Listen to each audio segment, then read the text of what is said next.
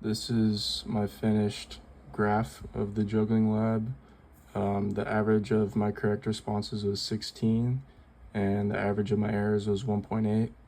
As you can see, the correct responses mostly went downhill as the trials went on, and the errors also went up as the trials went on.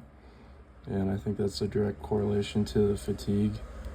The performance outcome measures that I used throughout the trials were the 10-second time intervals along with the 5-second rests, also the number of successful attempts throughout each trial, and also how long it took me to throw each ball up.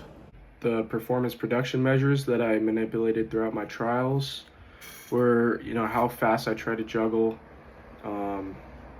the climax of each ball, so how the height that they maintained throughout each trial, and that correlates to the velocity and the acceleration that I used to maximize my correct responses and to minimize my errors.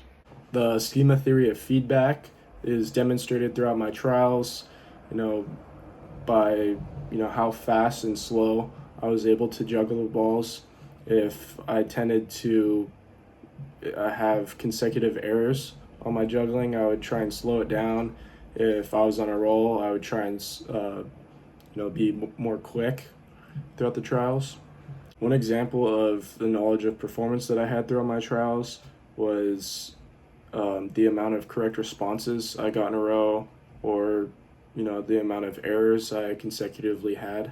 And one example of the knowledge of results throughout my trials was the differences between each trial relating to the data.